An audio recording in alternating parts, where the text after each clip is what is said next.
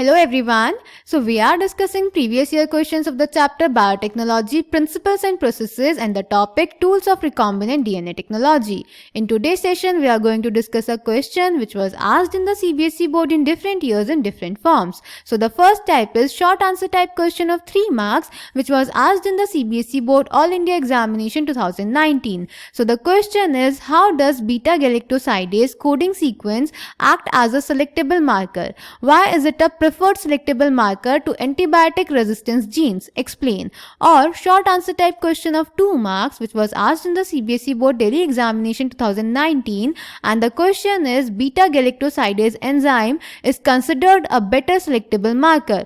Justify the statement. तो बेटा इस क्वेश्चन में हमें बताना है जो बीटा गैलेक्टोसाइडेज एंजाइम होती है वो बेटर सेलेक्टेबल मार्कर होता है in comparison to antibiotic resistant genes. ऐसा क्यों और beta galactosidase as selectable marker कैसे बिहेव करती है?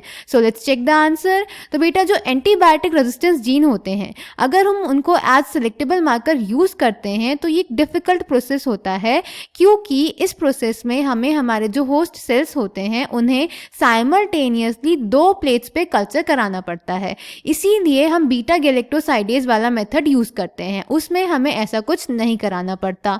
उसमें क्या होता है बेटा, जो बीटा गैलेक्टोसाइडेज एंजाइम होती है वो एक्स गॉल को ब्लू कलर में कन्वर्ट कर देती है, जिसकी वजह से जो बैक्टीरियल कॉलोनीज होती हैं वो भी ब्लू हो जाती हैं. अब हम क्या करते हैं, हमारा जो जीन ऑफ इंटरेस्ट होता है उसको हम बीटा गैलेक्टोसाइडेज के जीन के सीक्वेंस में इंसर्ट करा देते हैं. अब अगर हम जीन के सीक्वेंस में अपना जीन ऑफ इंटरेस्ट इंसर्ट करवा देंगे तो वो जीन तो जो ओरिजिनल जीन था वो तो कुछ कोड ही नहीं कर पाएगा, यानी बीटा गैलेक्टोसाइडेज एंजाइम तो बन ही नहीं पाएगी. और अगर बीटा गैलेक्टोसाइडेज एंजाइम नहीं बनेगी तो एक्स गॉल भी ब्लू कलर में चेंज नहीं होगा, यानी बैक्टीरिया की कॉलोनीज कोई कलर शो नहीं करेंगी. क्लियर बेटा? तो अगर हमें इसमें रिकॉम्बिनेंस और नॉन रिकॉम्बिनेंस को डिफरेंशिएट करना हो तो वो बैक्टीरियल कॉलोनीज जो कोई कलर प्रोड्यूस नहीं करेंगी वो रिकॉम्बिनेंस होंगे, क्योंकि उनमें जो बीटा गैलेक्टोसाइडेज वाला जीन था उनमें हमने हमारा जीन ऑफ इंटरेस्ट डाल दिया. तो बीटा गैलेक्टोसाइडेज एंजाइम नहीं बनी, इसलिए बैक्टीरिया की कॉलोनी ने कोई कलर शो नहीं किया. पर जो नॉन रिकॉम्बिनेंस होंगे उनमें बीटा गैलेक्टोसाइडेज एंजाइम प्रेजेंट होगी,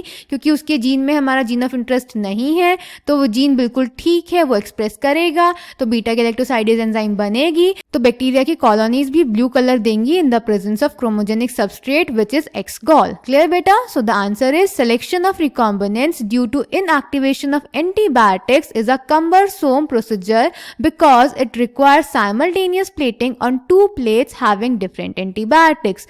Therefore, alternative selectable markers have been developed which differentiate recombinants from non-recombinants on the basis of their ability to produce color in the presence of a chromogenic substrate. In this, a recombinant DNA is inserted within the coding sequence of an enzyme beta galactosidase. This results into inactivation of the gene for synthesis of this enzyme, which is referred to as insertional inactivation. The presence of a chromogenic substrate gives blue colored colonies if the plasmid in the bacteria does not have an insert. Presence of insert results into insertional inactivation of the beta galactosidase gene and the colonies do not produce any color. These are identified as recombinant colonies. So I hope this question is clear to you. Thank you.